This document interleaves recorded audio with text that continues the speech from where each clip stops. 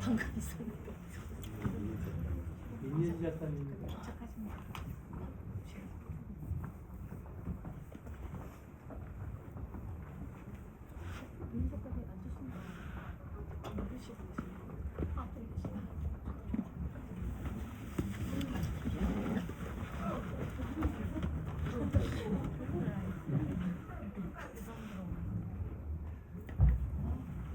네, 안녕하세요.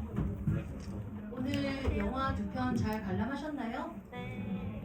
오늘 이렇게 상영을 하게 된 계기가 저희가 김태용 감독님의 작품 중에서 그녀의 전설과 꼭두 이야기를 그림책으로 만들었습니다. 그래서 그 그림책으로 만든 것을 기념하기도 할 겸 오늘 이렇게 영상자료원에서 좋은 시간 마련해 주셔서 영화도 관람하고 이 앞전에는 저희가 김태용 감독님의 꼭두 이야기 시나리오를 함께 낭독하는 시간도 가졌었거든요. 그래서 오늘 궁금하신 점 있으면 편하게 질문도 해주시고 감독님과 여기 앉아 계신 신동철 작가님, 이브록 작가님, 그리고 여기 있는 성함이 안 써 있는데 민예지 작가님이 급하게 오늘 시간이 된다고 하셔가지고 합류하셨습니다. 그래서 그녀의 전설을 쓰신 민예지 작가님 그리고 여러분들이 다 무척 좋아하실 김태용 감독님 모시겠습니다. 큰 박수로 맞이해주세요.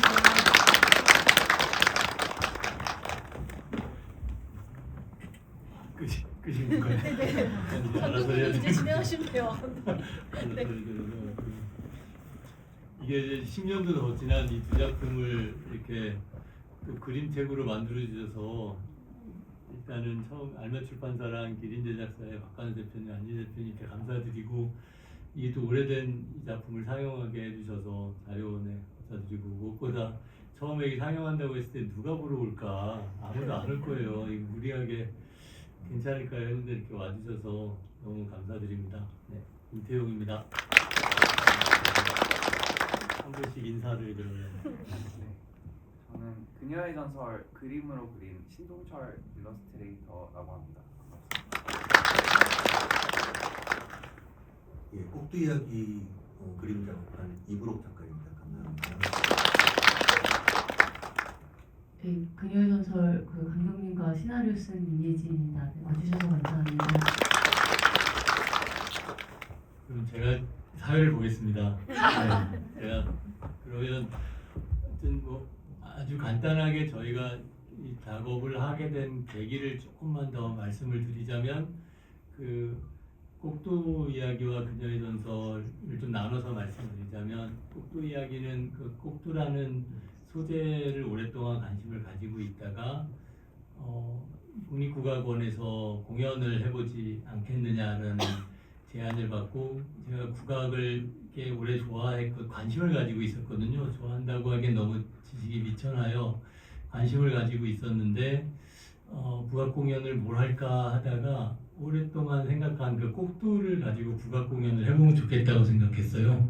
그래서 꼭두 소재를 가지고 국악 공연을 해보겠다고 했더니 국악원에서는 가뜩이나 국악하면 어둡고 지루할 것 같아서 영화 감독이 하면 좀 재밌지 않을까 싶었는데 웬 꼭두, 상여, 죽음 너무 심각하지 않을까요? 그러더라고요. 그래서 안식하게 해볼 수 있습니다. 그런데 의외로 꼭 상여라는 거에 대해서 많이 알고 있었지만 꼭두라는 것에 대해서는 많은 분들이 모르시고 계셨거든요. 그래서 그거를 그냥 알리는 차원도 있고 그래서 그 공연을 국악 공연을 했었고요. 그리고 공연이 2017년에 하면서 그거를 그대로 그냥 놔두기는 좀 애정이 많아서 영화로 이제 그 과정을 기록을 했습니다. 그래서 공연을 보는 것만큼 재밌을지는 모르겠지만 그 무대에서 벌어지는 거를 기록하는 것도 의미가 있겠다 생각해서 이 영화를 보시고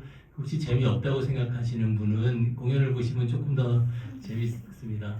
그리고 그녀의 전설은 저희가 이제 민예지 작가님하고 오랫동안 많은 작업을 뭐 만취 때부터 계속 해왔는데 저희가 제주도에서 준비하던 영화가 있었어요. 그 같이 제주도를 배경으로 준비하다가 그 영화가 잘 안 풀리고 어떻게 써야 될지 잘 모르겠고 그 다음에 어려운 과정을 통해서 이야기를 썼는데 그 약간 판타지 약간 뮤지컬 같은 거를 썼었거든요. 그런데 몇 군데 보여줬더니 저희 제작사 분들이 이거는 아니다, 이거는 불가능하다. 그래서 그거를 거의 접고 그러던 참에 이제 단편 영화를 그럼 하나 찍자 이런 게 돼서 당시에 해녀 그 분들을 많이 만나고 뵀기 때문에 해녀 할머니들과 많은 대화를 나눴는데 그 중에 한 할머니가 아유 죽으면 물질 안 하고 그냥 한라산 가서 곰이나 됐으면 좋겠다라고 너무 힘들다. 이게 그냥 로맨틱한 일이 아니다. 이 생존이라고 하는 거 안에서 물질이라는 건 그렇게 젊은 애들이 와서 해녀 되고 싶어요 할 수 있는 일이 아니다. 뭐 이런 얘기들을 하면서 난 산에 가서 곰이 될란다라는 지나가면서 했던 그게 이제 전설처럼 그런 해녀들이 그런 바람이 있다라는 농담을 하셨을 때 이게 우리한테 숨겨진 전설이 아닐까 그런 모티브를 가지고 저희가 이제 이 작가님 잘 써주셨고 그걸 이제 영화로 만들었고 영화를 만든 이후에 이번에 그림 작가님들 신동주 작가님 뵙고 그녀의 전설 얘기를 많이 하고 다시 거기에 들어가 있는 글들도 영화랑은 다르게 조금 아이들이 읽을 수 있는 느낌으로 책 작업을 해서 저한테는 너무너무 의미 있고 재미있는 작업이었어요. 책 작업이 오히려 영화 작업은 십몇 년 전이라서 그랬는데 이번 책 작업은 너무 재밌더라고요. 그냥 보는 것만으로 윤정 작가님 그림 보고 민희 작가님 글 쓰면 우리 같이 얘기하고 했던 작업이 재밌었고 국도 이야기는 아까 말씀드렸듯이 공연을 가지고 영화로 기록을 하다 보니까 영화로 계획된 게 아니라 공연을 기록하다 보니까 계속 좀 영화에 대한 부족 이게 재밌을까 이 무대 이게 계속 그래 이게 조금 영화 공연에서는 무용과 음악을 듣는 재미가 컸는데 영화에서는 그게 되지 않겠지 걱정했다가 이브록 작가님 그림들을 보고 이 그림책을 보고 저는 너무 좋았어요. 이 그림이 주는 제가 영화에서 담지 못했던 공연에서 느꼈던 어떤 느낌들을 그림을 그려주셔서 나중에 못 보신 분들은 밖에 나가시면 그림책이 전시돼 있거든요. 그들의 그림책도 한번 보시면은 좋을 것 같습니다. 그리고 그러면 간단히 제가 제 얘기가 너무 길어졌는데 그냥 이쪽 순서대로 민예지 작가님한테 그녀의 전설 작업할 때나 그 뒤로 그림책 작업할 때 어떠셨는지 한번 여쭤보겠습니다. 네, 그 이제 10년이 딱 됐고 저도 오늘 큰 스크린에서 너무 보고 싶었는데 지금 아쉽게 놓쳐서 너무 속상한데요. 그 이제 10년 전에는 감독님도 저도 이제 아이가 없던 시절이고 어떤 마음으로 썼었던 건지를 좀 잊고 있다가 신동조 작가님 그림이 먼저 나오고 그 그림에 이제 맞춰서 글 작업을 다시 하면서 제가 느끼는 감정이 되게 많이 10년 전과 많이 다르더라고요. 그래서 너무 즐거운 책 작업하는데 너무 즐거웠었고 그리고 저한테 전화하셨어요, 민희 작가님. 감독님 이걸 제가 진짜 썼단 말입니까? 이렇게 감동스러운 글을 제가 썼단 말입니까? 10년 되게 전에? 잘 쓰지 않았어요? 막 이러면서 저 되게 잘 썼었는데 아니 지금 제가 어떻게 이렇게 어떻게 제가 그렇게 훌륭했습니까? 이렇게 얘기하시더라고요. 그때는 아이가 없었고 저 아이가 지금 10살이 됐는데 딱 그때 저희 둘 다 11년 전이니까 12년 전인가요? 2014년? 그러니까 근데 하여튼 이 작가님 그 얘기 계속 하셨어요. 아이가 되고 나서 보니까 잘 썼다고. 그때 쓸 때는 이제 딸의 마음으로 썼었고 지금은 이제 딸 셋의 엄마가 됐거든요. 그래서 그때 되게 뭘 모르고 썼구나. 지금 다시 쓸 수 있다면 더 잘 쓰고 싶다 뭐 이런 마음도 있고 최근에 그래서 감독님과 이제 그동안 작업했던 그 세계관을 좀 더 확장시킨 다른 작업도 같이 했는데 이게 이 작업과 제가 같이 성장하고 있는 그 느낌을 요즘 많이 받고 있습니다. 그래서 항상 되게 행복하고 그리고 나가시는 길에 이제 책 보시면 저희 이 소박한 이야기를 또 너무 따뜻한 그림체로 그려주셔서 같이 책도 같이 보시면 너무 좋을 것 같습니다. 감사합니다. 그리고 이보록 작가님, 네 아까도 말씀드렸듯이 저희 공연을 못 보셨었거든요, 작가님이. 그 다음에 그 공연을 기록한 이 영화만 보시고 굉장히 오랫동안 엄청 고민을 한 게 느껴져요. 저는 그림에서. 그래서 작가님 그 과정을 말씀해 주시면 좋겠습니다. 예, 이 프로젝트가 그 출판사를 통해서 기획되고 이제 감독님의 단편 영화를 이제 책으로 옮기는 작업을 제안을 받았을 때 일단 되게 재밌겠다. 그 일반적인 그림책이 아니라 영화라는 하나의 예술을 옮겨오는 작업을 하기 때문에 제가 잘 못하는 이제 표현력 있게 풍부하게 전달하거나 이야기를 재미있게 해주다기보다는 조금 어떤 주제 의식을 가지고 작업을 펼치는 거에 있어서 가능하겠다 생각을 해서 작업을 임하게 됐고요. 일단은 공연을 못 봐서 좀 아쉽긴 한데 공연이 녹아있는 영화를 좀 보면서 우리가 이제 죽음, 사후세계와 현실을 다루는 되게 재밌게 표현된 그 무대라는 공간의 미술도 있었을 테고 무대 미술 감독 담당자가 있었을 테고 영화도 또 미술 담당자가 계셨을 텐데 예를 들면 저 같은 경우는 지면을 담당하는 자가 되겠다 생각을 했어요. 그래서 근데 다른 부분은 어떨지 모르겠지만 되게 소통이 많은 이렇게 전달되면서 작업이 진행될지 모르겠지만 저는 그 약간 일단 작업을 해놓고 딱 내놓아 버리는 그래서 소통보다는 이게 통일이 될 수 있게 드러날 수 있게 이해해 주신 감독님께 되게 감사드리고요. 그리고 일단 이 작업을 할 때는 말씀하셨듯이 환타지적인 성격이 있기 때문에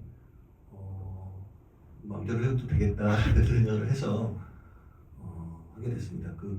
그리고 그 공연과 이 영화와 다르게 이 지면을 통해서 전달되는 예술이라고 생각을 했고요. 그래서 영화하고는 좀 다르게 갈 수도 있겠다. 그래서 제 생각에는 스피노프가 될 수도 있겠고, 그래서 영화에서 다루지 못한 부분을 조금 더 해석해서 보여줄 수 있겠다 생각을 했습니다. 그래서 그 와중에도 그 감독님의 다른 영화도 더 보기도 하고 이해하려고 하기도 하고 그래서 꼭두가 어떤 지점이 있을까도 좀 생각을 해봤고요. 예, 그래서 저는 그 지면 전달자 종이로서 그 감독님의 영화를 다른 식으로 표현해야겠다는 생각으로 작업을 했습니다. 예. 신동주 작가님도 작업 과정 말씀해 주시면 좋겠습니다. 이브록 작가님이 방금 설명해 주신 것처럼 영화라는 그 시간성과 움직이는 영상들을 이제 정지된 화면으로 그림책처럼 담아야 돼가지고 뭔가 3차원의 이야기를 2차원에 담는 것 같아서 조금 그 점이 어려웠고요. 그리고 계속 영화를 보면 볼수록 이제 감독님이 만들었던 어떤 세계에 들어가니까 거기서 또 저는 저만의 방식으로 거기서 나와야 되는데 그 장면들이 계속 떠올라가지고 조금 그거를 해석하고 제 것으로 좀 만들고 소화시키는 시간이 좀 오래 걸려서 좀 책 만들어지는데 생각보다 오래 걸렸는데 근데 제가 중간중간에 어떤 장면들을 만들어서 전달드렸을 때 이제 감독님하고 예지 작가님이 다시 그거를 내러티브와 서사로 이렇게 풀어주셔가지고 조금 더 길잡이 꼭지처럼 이렇게 해주셔가지고 잘 할 수 있었던 것 같습니다.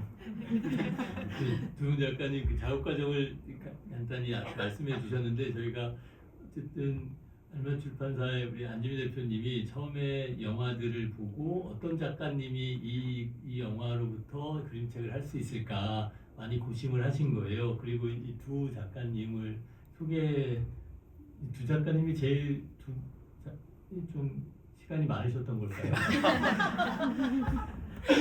그래서 이런저런 얘기를 많이 하셨어요. 근데 그 두 분의 이제 이전 작품들을 보잖아요. 그림을 보면서 유브록 작가님이 가지고 있는 그 파인아트를 하시는 분이니까 이게 어떤 영화의 미술이나 아니면 뭐 일러스트의 그 내러티브의 경험보다는 이제 작가님이 갖고 계신 이 어떤 철학과 어떤 그 관찰과 이 살아온 어떤 궤적이 담기는 그림이 될 것 같다라는 생각이 들었고, 그리고 이 안지민 대표님이 이불 작가님 소통 안 하신다. 괜찮다. 근데 멋진 작품이 그냥 기다리고 나온다라고 하셔서 당연히 저는 글을 보면서 이게 내러티브를 그대로 그림으로 옮기는 거 의미 없고 이 작가님이 그냥 이 내러티브에서 가지고 있는 어떤 감수성이라 그래야 되나 어떤 역사성이라 그래야 되나 어떤 그 안에 가치들을 그냥 이 그림으로 표현하시게 될 것 같다고 했고 제가 그거를 끝난 뒤에 그냥 딱 봤을 때 너무 좋더라고요. 그래서 제가 갖고 있었던 고민들 아까 우리 낮에도 잠깐 그 책을 읽으면서도 말씀드렸는데 꼭두라는 게 뭘까 아까도 잠깐 말씀드렸는데 지금 다시 한번 말씀드리면 꼭두라는 어원에 대해서 많은 사람들이 이야기하고 있는데 그게 이제 인도 인형극에서부터 시작된 어떤 말이 그게 카키라는 쿠키 카키 뭐 이런 느낌의 크크크 하는 그 인도 인형극이 일본이나 중국이나 한국에 이어져서 꼭두가 인형이란 뜻이 됐다라고 하는 외래어 계열의 어원이 있고 또 하나는 꼭두 새벽 해갖고 어떤 시기의 마지막 단계라고 하는 그 꼭두에서 아마 그 있을 거다라고 하는 게 있더라고요. 저는 그 두 번째가 너무 좋았었거든요. 그 상여에 인형을 붙여놓은 건 인형이 아니라 이 세계와 저 세계를 이어주는 어떤 중간에 마지막 어떤 세계의 시작이라는 의미로 전통적으로 꼭두라고 이름 붙여지지 않았을까라고 하는 그 느낌을 우리가 삶과 죽음이 막 섞여 있고 어디까지가 삶이고 어디까지가 죽음인지 모르는 원더랜드라는 영화 보셨나요? 네, 넷플릭스에 있습니다만 많은 분들이 보진 않았지만 제가 꼭두를 하면서 같이 우리가 민현 작가님과 같이 작업한 영화가 원더랜드예요. 그래서 그때 삶과 죽음의 경계와 그 영화 그렇게 창피하지 않은데 왜 웃으시죠? 너무 서글프게 보고 네, 너무 흥행이 안 돼서 너무 죄송합니다. 하여간 일관적으로 10여 년 전에 갖고 있었던 그 고민이 조만간에 AI와 함께 우리가 살게 되는 세상에서 경계가 불분명해질 거고 삶과 죽음을 꼭두가 경계 없이 이어주고 있었던 지점 여기 안에 죽음을 보고 죽음 안에 세계에서 이승을 보는 그런 꼭두라는 단어를 저는 이불 작가님 그림을 보면서 거기에 이상한 느낌을 받았어요. 그 이상한 판타지 같은 이게 그냥 사실 어떤 느낌도 있고 어떤 뭐 추상적인 느낌도 있고 하여튼 그래서 그 그림을 보고 좋았다는 말씀 그리고 그 작업 과정에서 신동주 작가님하고는 안지민 대표님하고 소통을 하면서 제가 안지민 대표님께 들었더니 몇 번 이렇게 보여주셨거든요. 근데 나중에 들어보니까 신동주 작가님이 안지민 대표님한테 훨씬 많이 보여줬다고. 안지민 대표님이 많이 가이드를 해주셔서 네, 많이 자르셨다고. 하여튼 그 수 작가님은 막 소통을 하시면서 계속 딥을 어떻게 하면 더 이 남녀노소 상관없이 잘 볼 수 있을까를 굉장히 애를 많이 써주셔서 하여튼 책을 보면서 너무 영화라는 작은 아이디어가 계속 어떻게 발전하는지 그림으로 그걸 볼 수 있는 재밌는 시간이었습니다. 이게 그냥 질문을 좀 여기 작가님들에게 혹시 질문이 있으면 질문을 좀 받아보겠습니다. 네. 이제 없어지고 거기다 꽃장식을 해가지고 보내는 꽃상여가 일제시대 때 들어온 건데 그래서 꼭두상여가 많이 없어지고 꽃상여 위주로 이게 계속 상여가 유지되다가 꽃상여조차 이제 없어진 상황인데 꼭두상여가 유력에 남아있는 게 진도예요. 그리고 여전히 상여를 메고 어이야 하면서 진도 만가라고 하는 그 상여 소리를 하고 있는 것도 진도고 그래서 이 꼭두에 대한 얘기를 하려면 반드시 진도에 가서 찍어야 했고 진도에 가서 거기 나오는 어르신들이 직접 이렇게 하는 그 진도에 계신 분들을 기록하고 싶었고 이게 상여가 없어지고 꼭두가 없어지고 이 만가 상여 소리도 곧 없어질 텐데 그분들을 영화에 좀 담고 싶다는 생각을 해서 진도로 갔었고 그녀전설의 막춤은 그 안무가 있는 겁니다 그게. 근데 창의적으로 최강희 배우님이 너무 스크로했었거든요. 갑자기 난데없이 웬 춤을 추냐고 이게 막 힘들어하셨었어요. 근데 워낙 어떤 상황에도 긍정적이고 낙천적으로 확 그 공기를 확 장악하는 배우이기 때문에 그냥 갑자기 막춤을 막 추시더라고요. 그래서 그 곰과 나눴던 어떤 안무는 다 절로 가고 그 막춤이 너무 좋아가지고 그때 다 같이 되게 웃었고 행복했던 기억이 있습니다. 또 질문이 혹시 있으시면은 네.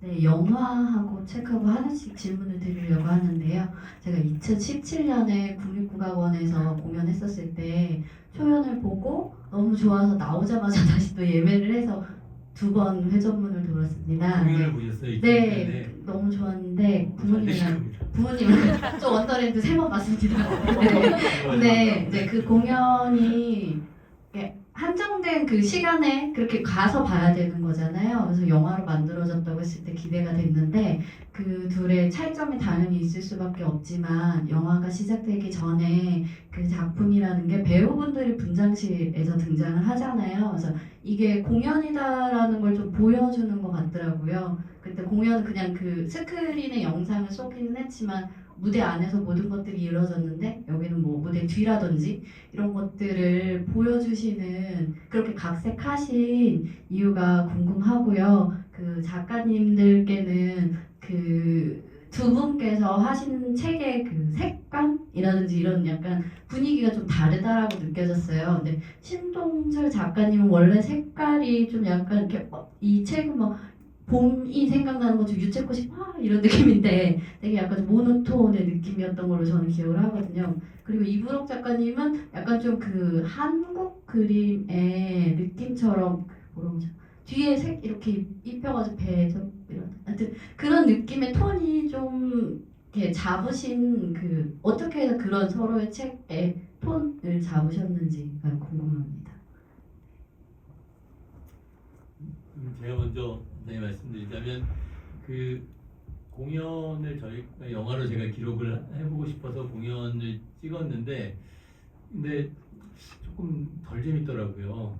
그래가지고 이 공연의 본질이 뭘까 고민을 해본 거예요. 그랬더니 이게 공연에서는 스크린은 저승이고 무대 위는 스크린은 이승이고 오히려 무대 위에서 펼쳐지는 건 저승으로 컨셉이 되어 있었거든요. 그러니까 손에 잡힐 것 같은 바로 앞에 있는 상황은 오히려 저승이고 어떤 필터를 통해서 어떤 창을 통해서 보는 세계는 오히려 이승이라서 멀리 여기 있는 사람들이 다 죽어서 온 사람들처럼 그냥 이 극장 안이 저승이 된 거잖아요.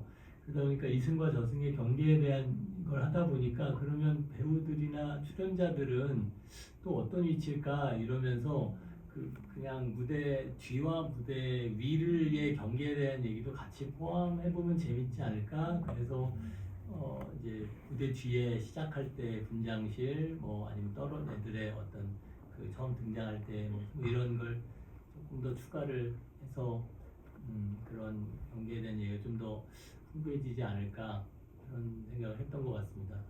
네, 작가님들 말씀해 주시면 좋겠습니다. 제가 먼저 답변을 드리면 저는 원래 약간 흑백의 이미지들을 그리는 스타일이었는데 이제 영화를 보고 이 따뜻한 내용을 어떻게 하면 제가 담을 수 있을까 해서 수채화 기법도 해보고 뭐 파스텔도 해보고 여러 가지를 해봤어요.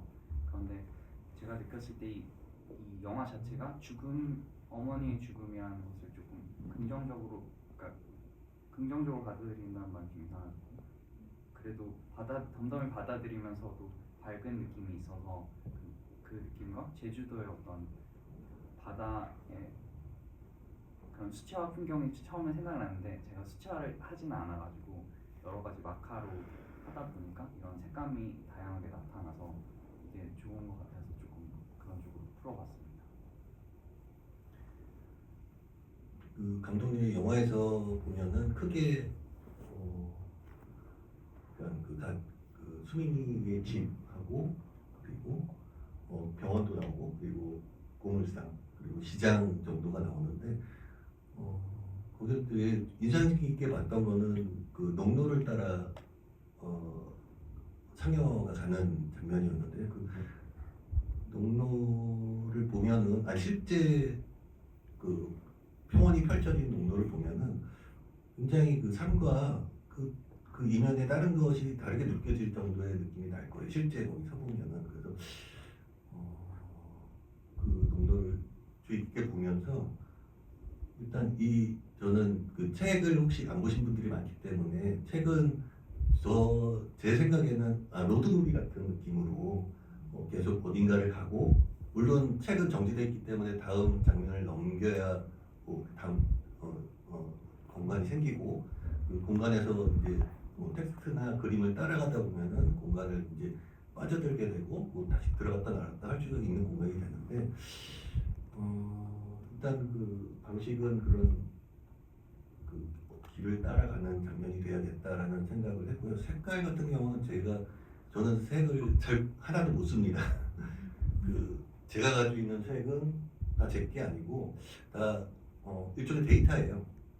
제가 이전에 작업을 할 때 받았던 옛날 그림 그런 거에, 물론 스캔을 받아야 되니까 완전 100% 실제 그림인 것 같은 건 아니지만 그 데이터를 가지고 있다가 서랍 속에서 이제 꺼내서 이번에 어떤 색깔을 갖다가 쓸까, 그 팔레트라고 하거든요.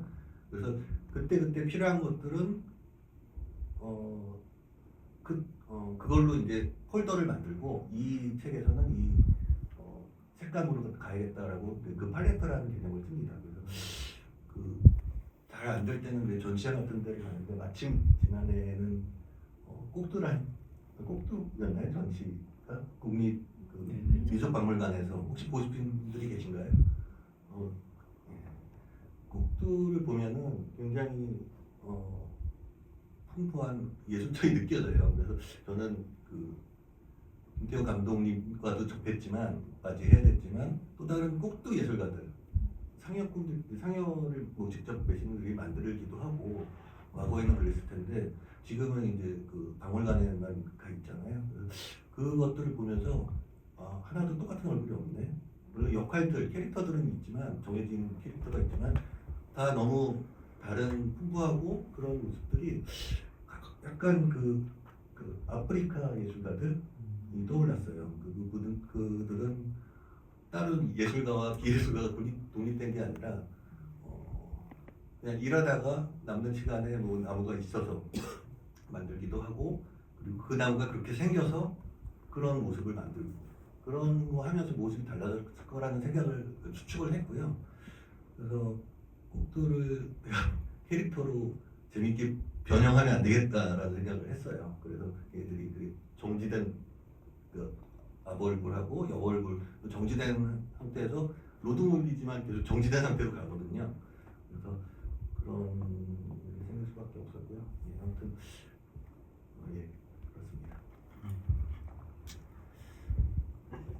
저도 아까 말씀드렸듯이 어떻게 나올까 기대를 하면서 궁금했었는데, 아까 진도에 대해서 이어서 말씀드리자면, 그러니까 이게 그 예술 교육을 받은 국악인들이 있고, 예술 교육을 많이 받은 이제 예술가로서의 미술가들이 있잖아요. 근데 꼭두 진도라고 하는 건 그냥 땅에서 노래를 부르고 동네 장인이 이걸 깎아가지고 죽은 사람들을 위로하기 위해서 거기다 이렇게 놓은 거잖아요. 그러니까 이게 예술교육, 제가 전문가도 아니고 하지만 우리가 예술 교육을 통해서 가는 예술가, 우리들은 다 어쨌든 좋든 나쁘든 예술 교육을 받은 사람들인데, 우리들이 그분들이 해온 무언가를 이렇게 표현한다는 게 뭘까, 이런 생각을 많이 하게 되더라고요.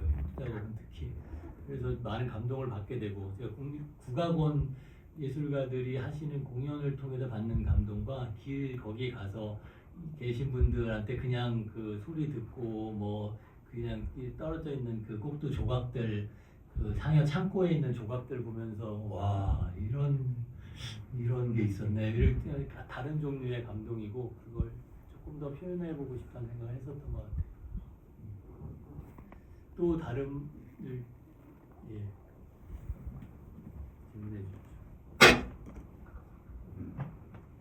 근데 두 편 다 너무 잘 봤습니다. 너무 잘 봤고 재밌어가지고 다른 이제 친구들한테도 좀 추천을 해주고 싶은데 혹시 또 뭔가 오늘 약간 이렇게 특별 상영으로 하신 거잖아요. 또 상영하실 계획이 있으신지 아니면 혹시 국내 OTT 어디에서 또 볼 수가 있을지 그런 것도 궁금하고 오기 전에 이거가 공연을 먼저 기반으로 만든 영화라는 거를 찾아보면서 왔는데 보니까 2017년, 18년 이때 이제 공연하시고 그 뒤로 약간 이렇게 나오는 게 없어가지고 혹시 다시 이게 공연이 돌아올 예정이 있는지도 궁금하고 마지막으로 또 앞에 이렇게 낭독극 같이 낭독 모임 하시는 시간이 있었다는 거를 제가 너무 늦게 알아버려가지고 좀 아쉬웠었거든요. 그래서 혹시 이렇게 재밌었다고 조금 자랑을 해주실 수 있을지.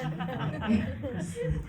낭독 모임은 저도 처음 해봤는데 재밌었어요. 여기 한 열 몇 분 모여가지고 같이 저희 시나리오 읽었거든요. 읽으면서 제가 이렇게 슬쩍 봤거든요. 이게 너무 지루해하지 않을까? 근데 영화 볼 때보다 더 눈이 초롱초롱하면서 재밌어들 하시더라고요. 그래서 낭독 모임이라는 게 참 좋은 모임이구나 그런 생각을 저도 했었고 제가 이게 이 두 작품 다 어디 넷플릭스나 어디에서 볼 수가 없어요. 그냥 OTT 남아 있는 게 없어서 이민 작가님한테 말씀드리면 불법 파일 링크를 주실지는 모르겠지만 볼 수 있는 기회가 없어요 지금. 링크 없나요? 네. 지금 그게 좀 그렇고 네 어디에 볼 수 있는 방법이 없네요. 근데 공연은 지금 내년 1월에 여기 2017년, 18년, 19년 그 3회 했거든요. 그리고 내년 1월 달에 다시 한번 공연하려고 지금 국악원 측이랑 조정 중입니다. 내년 1월에 하게 되면 그때 또 보러 오시면. 근데 그때는 지금이랑은 또 다르게 완전 다른 무용과 다른 음악으로 해보려고 이제 아까도 말씀드린 음악 감독님이 돌아가셨어요. 저희가 제 아끼는 제일 친구분 중에 하나였는데 같이 작업하면서 친구가 된 영화판에 몇 명 안 되는 분인데 어쨌든 돌아가시고 지금 새로운 음악 감독님과 좀 더 새로운 작업을 해볼지 않을까라고 해서 이 음악이 남아 있는 건 이 영화가 지금 유일하게 있어서 저한테도 이 영화는 저한테도 좀 뜻깊게 생각하고 있습니다. 1월 달에 좀 새로운 음악으로 새로운 공연을 한번 해보려고 합니다. 그것도 보러 오시면 좋을 것 같습니다. 그러면 또 질문이 있으시면 질문을 받고 만약에 저희가 마무리를 하는 시간이면 될까요? 어떻게 하면? 네. 혹시 질문이 있으십니까? 네. 아까 죄송합니다. 그 전에 아까 낭독 모임 여쭤보셨는데 혹시 아까 낭독 모임 하셨던 분 중에 낭독 모임 얘기를 해주실 분이 있으면은 여기서 질문보다 아까 낭독 모임 참여하신 분 중에 얘기해 주실 분이 있습니까? 낭독 모임 어땠는지 아까 여쭤보셔가지고 어땠는지 요거 있으십니까? 여기 다 낭독 모임 참여자. 네. 낭독 모임 참여하신 분 중에 낭독 모임 어땠는지를 한번. 일단은 빠른 손놀림으로 인해 운이 좋게도 낭독 모임을 앞서 하게 됐는데요. 하면서 느낀 거는 지금 이제 말씀해주신 것도 포함해서 비하인드를 좀 많이 들을 수 있어서 좋았고, 사실 저는 이 낭독 모임이 소규모여서 더 좋은 것도 있었는데 한편으로는 이게 분기별로 조금 더 다른 분들도 할 수 있는 기회가 있으면 어떨까. 왜냐면 그 안에서 다른 분이 얘기하셨지만 처음에는 좀 어색하다, 오글거리다, 이거 어떻게 할까 이런 말씀을 했는데 저희가 한 줄씩 이제 돌아가면서 읽었거든요. 돌아가면서 읽으면서 그 시나리오에 동화되는 느낌을 진짜 받았고, 그 끝나고 이제 영화를 같이 보면서도 조금 이렇게까지 내가 깊게 느끼면서 영화를 볼 수 있었나? 라는 생각이 들 정도로 인생에서 정말 몇 안 되는 몰입할 수 있었던 경험이었어요. 정말로요. 제가 원래 극장에서 잘 안 울거든요. 근데 막 울면서, 근데 제가 옆에서도 훌쩍거리는 소리 좀 많이 들었거든요. 저희 낭독하신 분들. 그래서 낭독을 시나리오를 먼저 보고 영화를 보니까 조금 더 슬프던가요? 그게 정말 확 와요. 저희가 이제 돌아가면서 읽을 때 서로 다른 목소리고 저희는 사실 마주칠 수가 없는 진짜 모르는 타인들인데 그때 같이 낭독을 했던 그 느낌과 함께 그 같이 훌쩍거리는데도 약간 친구가 훌쩍거리는 느낌이 들고 그래서 저는 이게 꼭 영상원 측에서 이런 모임을 달에 한 번은 힘들더라도 계절마다 한 번은 꼭 해주십사 하고 말씀을 드리고 싶습니다. 전 정말 좋았거든요. 모든 분들이 부러워하실 거예요. 그러면 이상으로 마치겠습니다. 감사합니다. 저희 원어민들도 시나리오 먼저 읽고 개봉하려고 했어요. 그래가지고 어쨌든 앞으로 만든 영화를 모두 시나리오를 먼저 어떻게든지 읽게 하고 그 다음에 근데 진짜 너무 좋은 제안이에요. 저도 해보니까 재밌어서 영상 제안을 해서 시나리오 낭독 모임을 지금 하시지요. 더 많이 하셔도 좋을 것 같아요. 시나리오를 보고 네, 같이 낭독하는 게 되게 좋은 경험이더라고요. 아까 질문 그만 아까 하신 분들 질문 부탁드립니다. 영화는 잘 봤고요. 저는 사실 상영을 오랜만에 한번 보고 싶어서 이 영화를 보게 됐는데, 근데 이 내러티브 가운데서 꽃신을 통해서 이승과 저승을 오가는 계기를 만드신 것 같은데, 그렇게 설정하신 뭔가 배경이나 생각이 있으셨을 것 같은데 좀 더 듣고 싶습니다.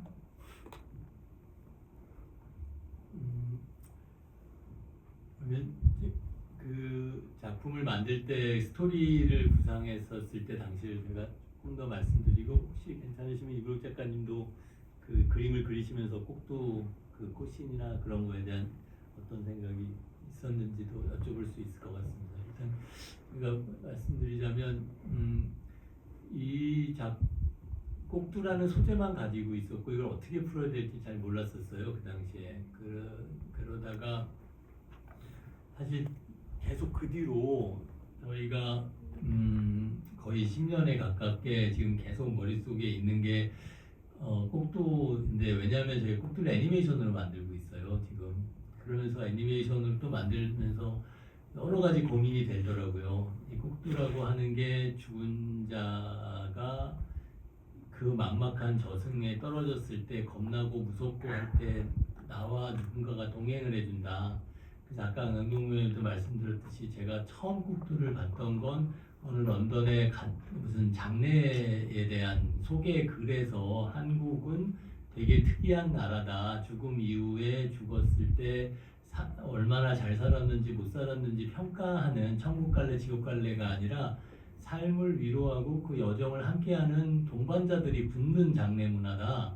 되게 특이하다라고 하는 거를 보고 제가 그 한국 사람이면서도 그걸 전혀 몰랐거든요. 꼭두라는 존재 자체를.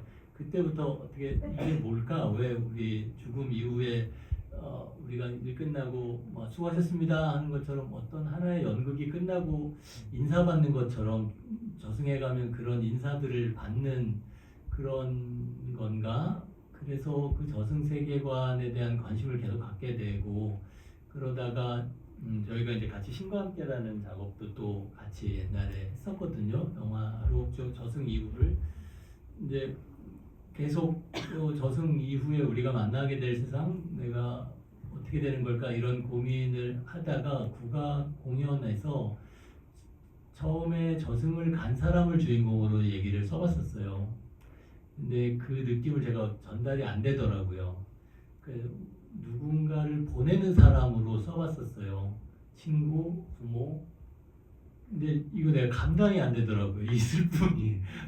보내는 사람의 또 얘기가 너무 무겁고 너무 사적이고 여러 가지가 있더라고요. 그러다 보니까 이 꼭두라는 걸 가장 잘 설명하기 위해서 아이들의 전이가 좋겠다라는 생각을 했어요. 죽음을 받아들이는 과정으로서의 전이가 좋겠다 생각을 했고 그러면 이 친구가 뭘 위해서 저승을 갔고 어떻게 저승에서 돌아오는가에 대한 얘기를 하면서 그러니까 할머니 저기서 이제 핵심적인 대사는 이거 할머니 거잖아 동생이한테 괜찮아 할머니 거 죽는데 라고 했던 그 대사 아이가 그게 뭐 일부러 못된 아이도 아니고 일부러 못되게 얘기하려는 것도 아니고 죽음이라고 하는 거를 그냥 어떤 그냥 이렇게 툭 그게 무슨 뜻인지 모르고 이게 그 단어가 제일 먼저 생각이 났고 그랬을 때 얘가 근데 뭔가를 실감하고 할머니가 죽기 전에 찾았다는 그 꽃신을 도로 갖다 줘야 되고 뭐 이러면서 이제 의무가 생기고 그래서 여정을 하고 너 빨리 돌아가지 않으면 못 돌아간다고 해도 나는 저승에 더 남아서 할머니 꽃신을 찾지 않으면 안 돌아갈 거라고 우기고 이런 아이의 내러티브가 곡들을 소개하기에 좋을 거라고 생각했어요. 그런데 지금 애니메이션은 또 조금 생각이 바뀌었어요. 그 아이의 모험담을 더 재밌게 만들고 싶은 거예요. 이 국악 그 음악극보다는 훨씬 아이의 모험담을 어떻게 하면 재밌게 만들까? 그래서 아이가 죽음을 받아들이는 그 모험담을 꼭두들과 하는 그 모험담으로 지금 애니메이션을 이제 막 시작해서 시나리오를 고치면서 디자인을 시작하고 있는 단계고요. 그래서 어쨌든 그런 맥락으로 그 아이와 꽃신으로 곡두의 세계를 표현하는 게 좋겠다라고 생각을 했습니다. 혹시 작업하시면서 또 떠오르시는 게 있으면 말씀해 주세요. 예, 꽃이는 저도 약간 의미를 두고자 하긴 했는데 그게 말로 표현하는 순간 또 각인이 되니까 하지만 그 어떤 느낌적인 거는 있었거든요. 그래서 예를 들면 그 맨발에서 벤치까지 라는 그 마치 하이쿠처럼 들리는 제가 용어가 있는데 그 여성의 삶으로 봤을 때는 꽃가마에서 꽃 상여까지라는 어떤 여성의 그 한 평생을 시작부터 끝까지 어머니로서 이렇게 그리고 저승을 가는 길에 있어서의 어떤 꽃가마 그리고 꽃신 그런 것으로 자리 잡고 있지 않을까라는 생각을 했고요. 그리고 이 꽃신은 그런 것 같아요. 신 중에 꽃신인데 그 우리가 그 이생과 저승 할 때 뭐 땅이라고 하잖아요. 땅 속으로 들어간다라고 할 때 그 지면을 딛고 있는 게 이제 신발이기도 하고 그래서 그런지 사람들이 떠날 때는 왜 신발을 두고 한강에 이렇게 갈까라는 생각도 해보고요. 신발이 가진 의미가 있을 거예요. 그래서 그런 의미들이 있을 것 같기도 하고 이 영화에서는 두 가지라고 생각을 하는데 미래 세대, 이 수민이하고 동민이한테 이렇게 소통시켜주는 매체라고 생각을 하는데 그게 이제 꽃신하고 하나는 마지막에 편지가 있거든요. 편지를 통해서 이 다음 세대와 이 전 세대가 어떤 소통하게 되는 그 정면이 되지 않을까 그런 상상을 해봤습니다. 또 질문 있으면 손 들어 주십시오.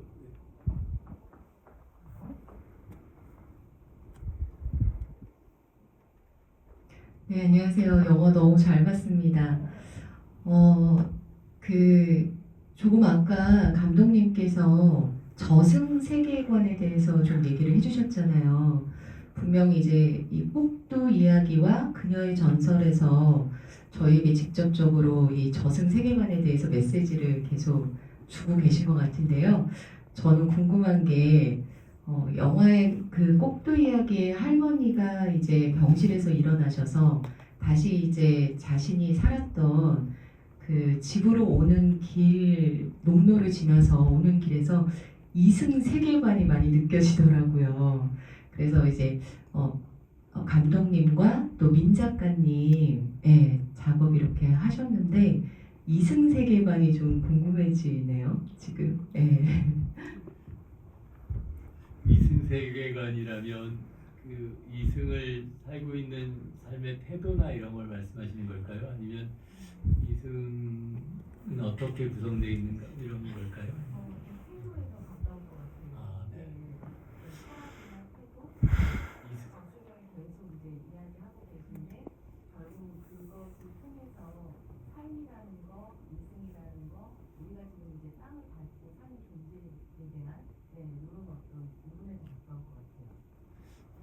굉장히 의미 있고 철학적인 질문이라서 민 작가님이 아무래도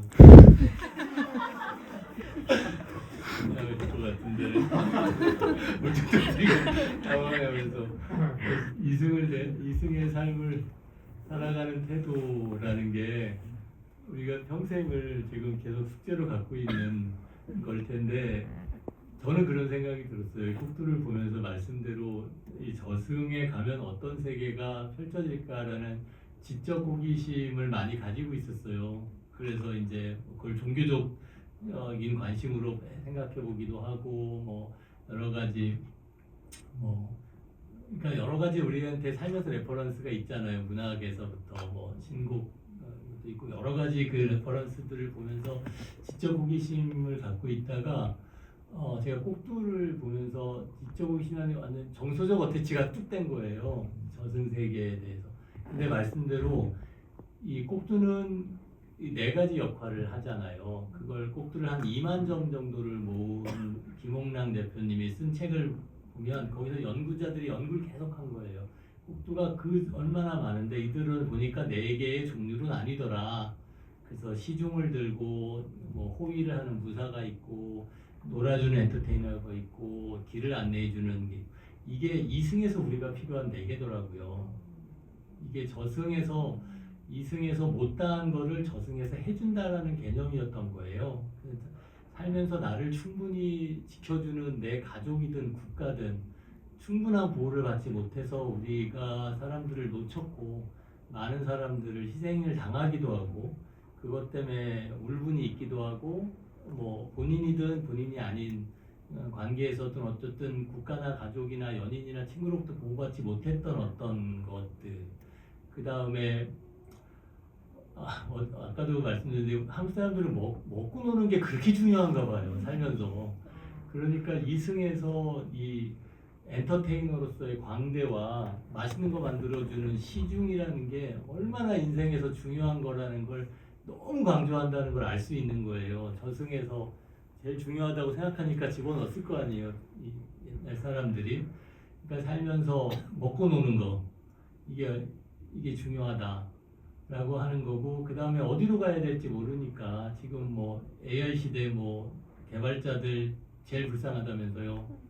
몇 년 전만 해도 개발자가 제일 좋은 줄 알고 다 글로 대학교도 가고 다 했는데 지금 실업률 올해 개발자 전자공학과 졸업생 실업률이 철학과보다 낮대요. 그러니까 세상이 확확 바뀌고 있는 어디로 가야 철학과한테 너무 죄송합니다. 원래 철학과는 그런 의도로 말씀드린 게 아닌데 그냥 저도 인문사회되니까 기본적으로 이게 공대보다 항상 취업률이 낮은 게 정상이어야 되는데 공대보다가 더 낮아지는 어떤 이 AI 시대에 그 어디로 가야 되나 안내자가 필요하다. 나는 그래서 멘토를 찾기도 하고 뭐를 찾기도 하는 이승에서 필요한 거를 저승이 표현하고 있으니까 아마도 지금 이승관이라고 하는 건 그걸 통해서 우리에게 필요한 것들 아마 공부를 생각했던 것 같고요. 이 작품을 통해서 느끼었던 게 아마 미 작가님이 그 집으로 돌아오는 할머니의 그 길과 발에 땅을 붙이는 삶의 태도에 대해서는 제일 잘 알고 계세요. 아이 셋을 기르고 계시거든요. 이게 현실을 매일 맞닥뜨리고 있어서 어떠신가요? 질문을 듣고 저도 잠시 생각을 해봤는데 감독님을 이제 되게 어릴 때 만나서 오랜 시간 작업을 하면서 감독님이 가지고 계시는 이승관이 뭘까를 잠깐 생각해봤는데 감독님이 가지고 계시는 인물을 너무나 따뜻하게 바라보는 시선, 이렇게 상대를 높여야 나도 높아진다는 성숙한 그 가치관. 너무 공식 멘트 같은데요. 우리 근데 그걸 제가 감독님의 그런 삶의 태도를 너무나 존경하고 그걸 따라가고 싶어서 노력하고 있고 아이들을 키우면서 또 그런 생각을 더 많이 하게 되고 애들을 어떻게 대해야 되는지를 이제 육아 선배로서도 많은 질문을 하고 있거든요. 그래서 이제 감독님이랑 이제 엎어진 시나리오들도 많고 최근에 이제 이 그녀의 전설이랑 또 다른 단편의 이제 세계관을 좀 확장시킨 작업을 했는데 거기도 너무너무 이상한 인물들이 많이 나오거든요. 근데 그 인물들을 감독님이랑 어떻게 만들지 이야기할 때 가장 재밌는 것 같아요. 작업할 때. 그래서 감독님의 그런 이승관을 저도 많이 따라가고 싶다고 항상 생각하면서 작업하고 있는 것 같아요. 뭔가 좀 더 설렁해지고 있는 느낌. 네, 아무도 고개 끄덕이지 않으시고 사람들이. 되게 플러팅하는 네, 느낌. 네, 뭔가 이게 하여튼 너무 좋은 질문에 명확한 대답을 드리지 못해서 죄송하지만 네, 이 순간에 대해서 고민하겠습니다. 또 질문.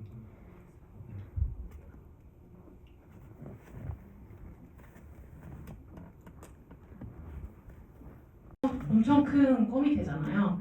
근데 바다 보러 갈 때 그 단어 자가 레이더라고요. 그렇게 선택하신 이유가 있으신가요? 자가 레이예요. 근데 껌이 엄청 크잖아요. 선택하신 이유가 있었는지. 왜 곰을 선택했냐요? 아니요, 자를 왜 레이였는지. 차가 왜 아 차가 레이였나요? 네, 아, 껌이 차 엄청 이름을- 컸었는데. 차 이름을 완전히 잊어버리고 있어요. 그 차가 레이였어요? 오. 아, 진짜 저희 렌트카 협찬이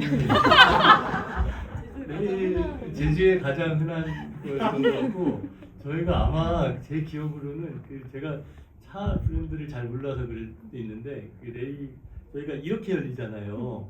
다른 차 들어갈 수가 없어요. 그 콩돔이.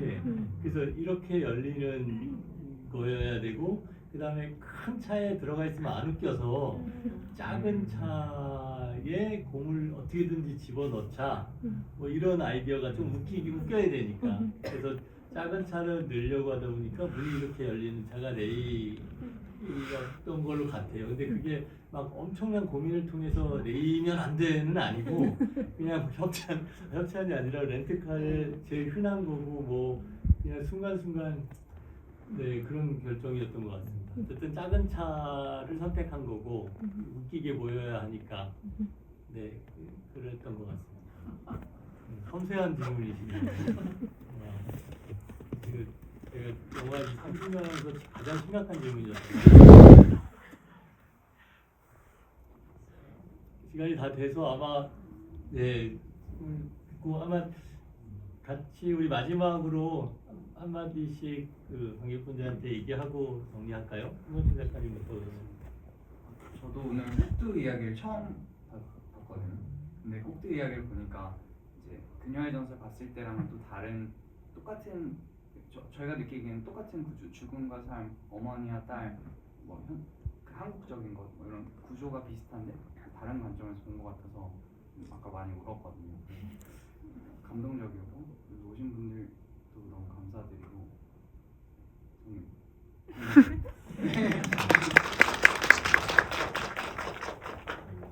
저도 이 영화는 항상 원할 때 볼 수 없어서 아쉽다는 점이 있는데 곧 이제 공연과 그리고 또 다른 뭐 애니메이션으로 될 수도 있다고 하니까 또 기대해 보겠습니다. 오래전에 한 작업을 이렇게 책으로 낸 게 개인적으로도 너무 뜻깊은 일이어서 이렇게 와서 봐주셔서 감사하고 아까 질문해 주셨던 것처럼 좀 다른 매체에서 볼 수 있는 기회를 찾도록 해보고 싶습니다. 네, 감사합니다. 저도 이렇게 세 분과 작업할 수 있어서 너무 좋았고 그 결과물도 너무 좋고 그래서 어쨌든 꼭두는 또 공연이었다 영화 됐다가 책이 됐다가 이제 애니메이션으로 되는 일련의 과정에서 저한테 계속 이게 뭔데 계속 붙잡고 있을까 그런 고민을 요즘 많이 하는데 이번 이 기회에서 다시 또 어떤 좀 자극과 힘을 좀 받았거든요. 그래서 와주셔서 감사합니다. 고맙습니다.